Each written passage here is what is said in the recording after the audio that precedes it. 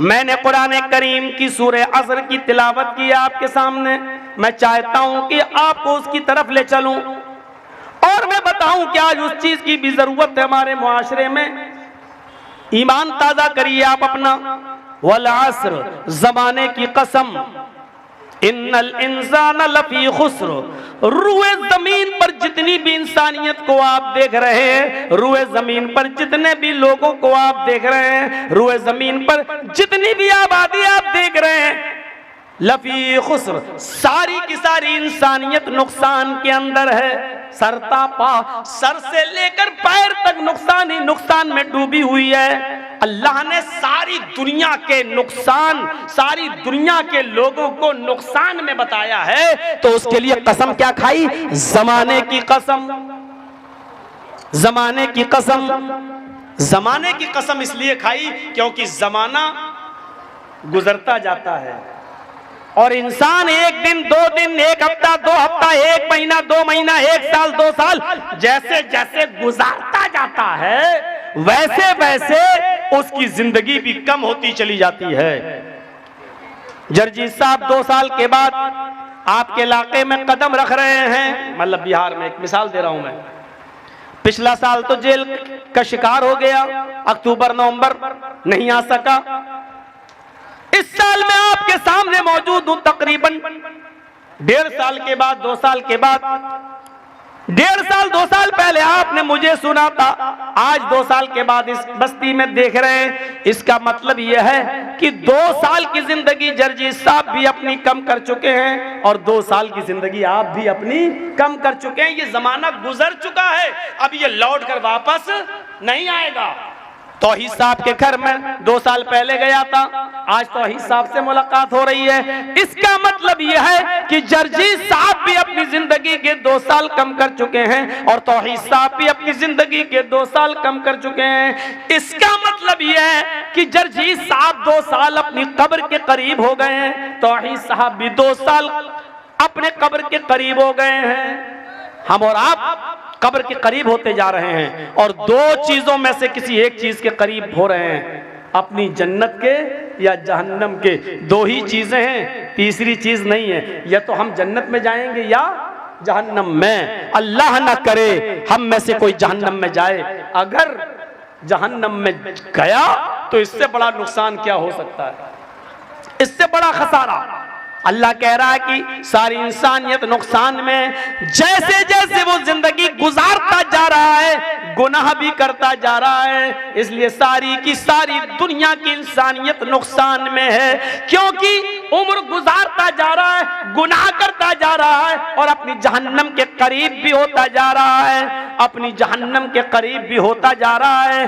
अब हम और आप अंदाजा लगा सकते हैं, अंदाजा लगाएं और गौर करें कि हम और आप कब्र के कितने करीब होते चले जा रहे हैं, हम और आप अपनी जन्नत के या जहन्नम के कितने करीब होते चले जा रहे हैं। इल्लल्लज़ीना आमनू वामिलुस्सालिहात, फरमाया जो लोग ईमान लाए और जिन्होंने अमले स्वालेह किए, जो लोग ईमान लाए जिन्होंने अमले स्वालेह किए, ये लोग कयामत के दिन नुकसान में नहीं होंगे।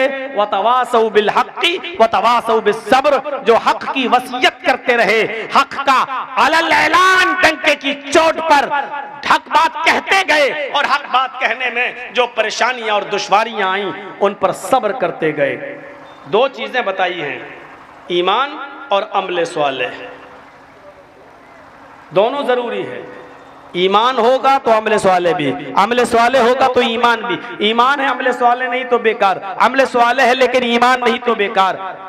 दोनों चीजें होनी चाहिए। जैसे मोबाइल है तो सिम, और सिम हो तो मोबाइल। अगर मोबाइल है और आपके पास सिम नहीं है तो बेकार है, आपका मोबाइल काम नहीं करेगा। जर्जीत साहब ने ये एप्पल का मोबाइल खरीदा है, नहीं एप्पल का, एक मिसाल दे रहा हूं, 1 लाख रुपए का मोबाइल खरीदा है। अब कान में लगा के कह रहे हैं हेलो हेलो, अब मोबाइल वाले से कह रहे हैं पकड़ बे अपना मोबाइल, कैसा दिया, इसमें तो आवाज ही नहीं है। अरे 1 लाख रुपए का मोबाइल ले रहे हैं, ना बाप से बात हो रही, ना माँ से बात हो रही है, ना दिल्ली ना बंबई कहीं बात ही नहीं हो रही है। क्या कहेगा, पागल हो क्या, 1 लाख का मोबाइल लियो तो क्या हुआ, इसमें सिम तो डालो, सिम तो डालो। अच्छा 1 लाख का मोबाइल भी लूं फिर सिम भी डालूं तो फायदा क्या इस मोबाइल को इतना महंगा खरीदने का। अब आपने सिम ले ली, अच्छा सिम से बात होती है, हाँ अब आपने सिम ले ली, सिम में 50,000 रुपए का बैलेंस भर दिया, 1 लाख रुपया बैलेंस भर दिया। अब आप सिम को कान में लगा के कहिए हेलो हेलो हेलो, अरे भाई आवाज तो नहीं जा रही है, 1 लाख रुपया भी हमने सिम में डाल दिया। वो आदमी क्या कहेगा, पागल हो क्या, सिम में पैसा डाल देने से क्या आवाज चली जाएगी? इस सिम को मोबाइल में तो डालो।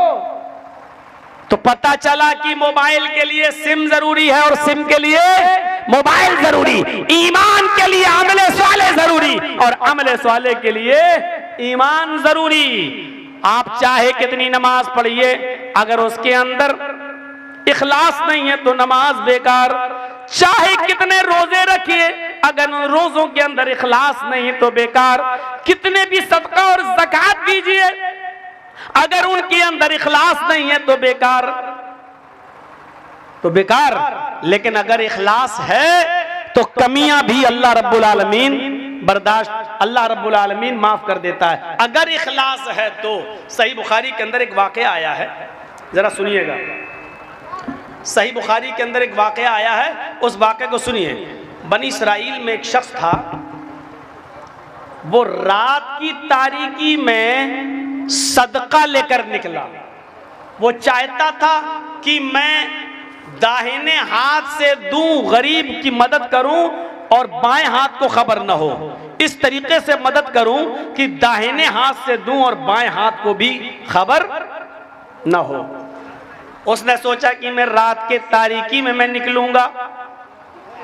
वो रात के अंधेरे में निकलता है, अपने मजहब के मुताबिक, अपने तरीके के मुताबिक वो इबादत करता है और रात की तारीकी में निकलता है कि देखे कि कोई जरूरतमंद मिल जाए। उसने रात के अंधेरे में देखा कि एक आदमी है जो खड़ा है। ये उसके पास पहुंच गया और उससे कहने लगा, अरे भाई यहां कैसे खड़े हो? उसने कहा तुम्हें मतलब? इस आदमी ने कहा, भाई मैं रात में किसी गरीब आदमी को देख रहा हूं जो जरूरतमंद हो।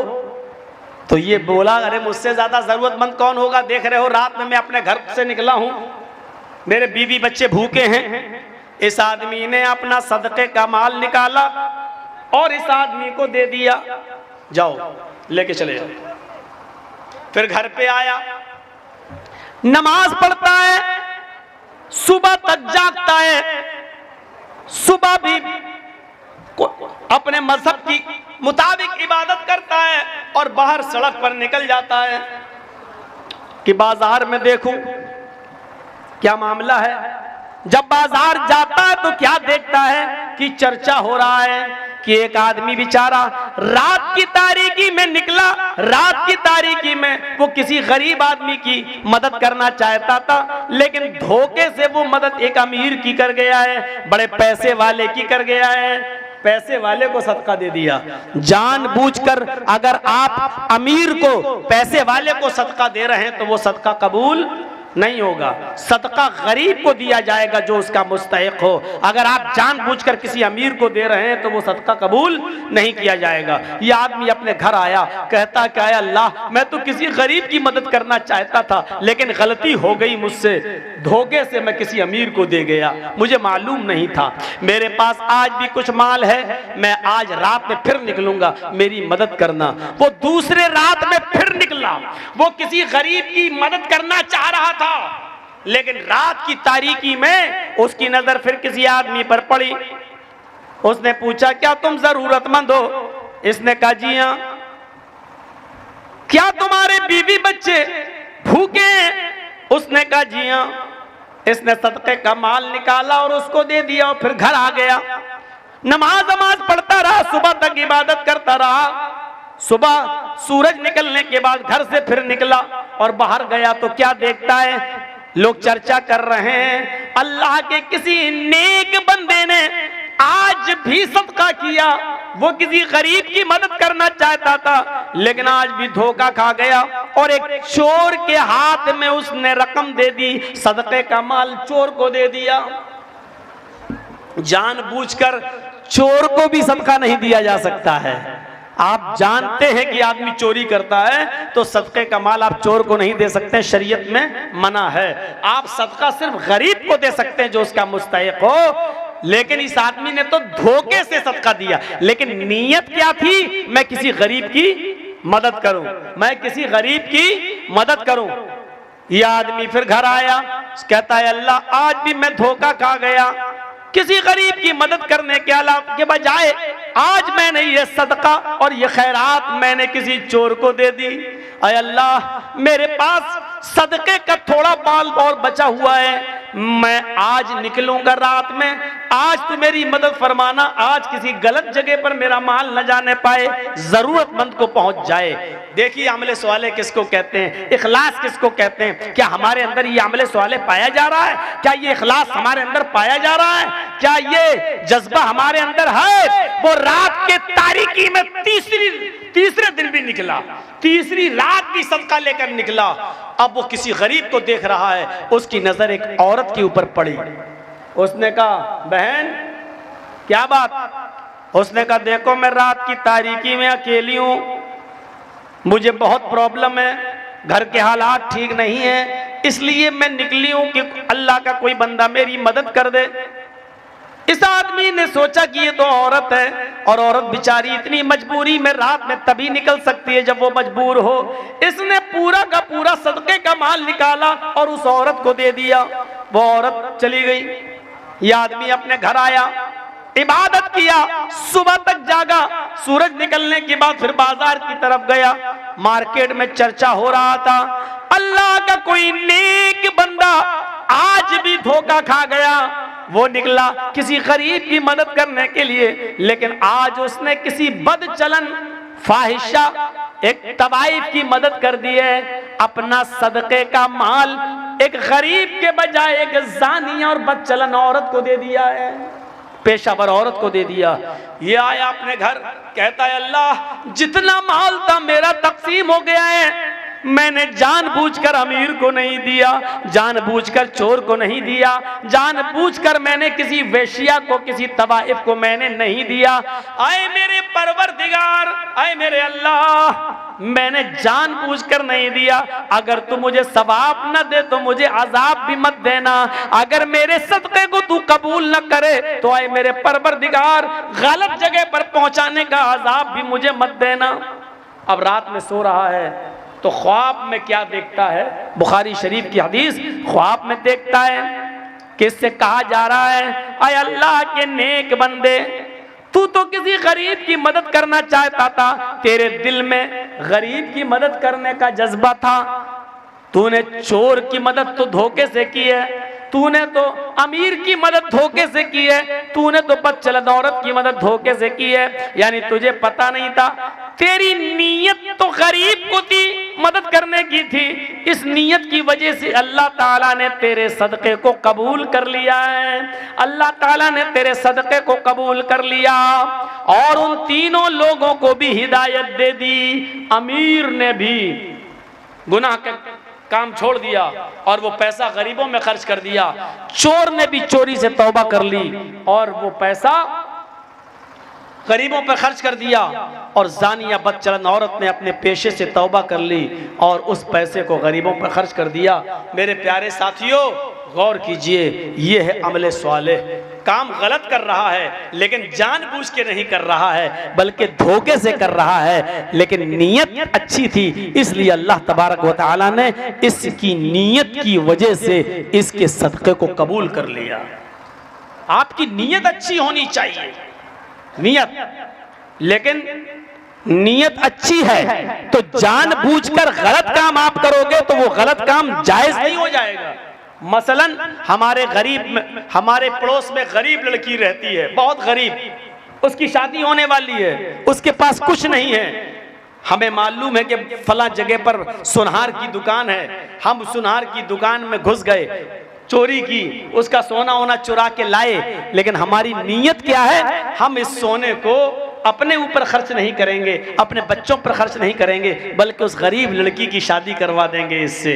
देखिए हमारी नीयत अच्छी है, लेकिन हम जानबूझकर गलत काम कर रहे हैं।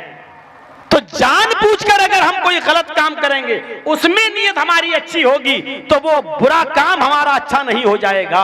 अगर धोखे से हम गलत काम कर रहे हैं और नीयत अच्छी है, तो अल्लाह रब्बुल आलमीन कबूल कर लेगा। मसलन सदका हम किसी गरीब को देना चाह रहे हैं और वो आदमी अपने आप को गरीब बता रहा है और हम धोखे से गरीब समझकर उसकी मदद कर रहे हैं, लेकिन वो अमीर आदमी है, तो अल्लाह रब्बुल आलमीन सदके को कबूल कर लेगा, क्योंकि हमारी नीयत गरीब की मदद करने की थी, अमीर की मदद करने की नहीं। धोखे से हमने किसी चोर को दे दिया, अल्लाह माफ कर देगा और उस सदके को कबूल भी कर लेगा और हमें माफ भी कर देगा। क्यों? क्योंकि हमारी नीयत चोर को मदद करने की नहीं थी, बल्कि गरीब की मदद करने की थी। तो मेरे भाइयों, अमले स्वाले इसको कहते हैं जो सिर्फ अल्लाह के लिए किया जाए और खालिसतन अल्लाह के लिए किया जाए। आपने वो वाकया सुना होगा, जंगल में एक आदमी जा रहा है, ऊंट के ऊपर सामान लदा हुआ है, थक जाता है, एक जगह अपने ऊंट को दरख्त से बांध कर सो जाता है। आंख खुलती है तो देखता है ऊंट गायब, आंख खुलती है तो देखता है ऊंट गायब।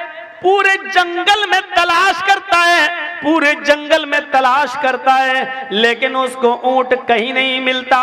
कभी इस झाड़ी, कभी उस झाड़ी, कभी इस पहाड़ी, कभी उस पहाड़ी, हर जगह वो तलाश करता है, लेकिन उसको ऊंट कहीं नहीं मिलता। थक हार कर बेचारा, थक हार कर उसी जगह पर बैठ जाता है। आंख लग जाती है, जब दोबारा उसकी आंख खुलती है तो क्या देखता है, क्या देखता है कि ऊंट तो मेरा उसी जगह पर बंधा हुआ है। जब उसने ऊंट के सामान को देखा तो क्या देखता है, एक अनाज का दाना भी कम नहीं है, एक फल भी कम नहीं है, एक कपड़ा भी कम नहीं है। जैसा उसने ऊंट पर सामान को लादा था, बांधा था, वो सामान वैसा ही का वैसा उस ऊंट के ऊपर बंधा हुआ और लदा हुआ है। तो इसको देखते हुए खुशी में उसके पैरों के नीचे से जमीन सरक गई। वो मारे खुशी के ये उल्टे जुमले बोल दिया, मारे खुशी के उल्टे जुमले बोल दिया। और इन उल्टे जुमलों को सुनो, क्या है ये उल्टे जुमले? वो मारे खुशी के आसमान की तरफ देखता है और मारे खुशी के बोलता है, अल्लाहुम्मा अंता अब्दी व अना रब्बुक, अल्लाहुम्मा अंता अब्दी व अना रब्बुक। आय अल्लाह, वाकई तू मेरा बंदा है।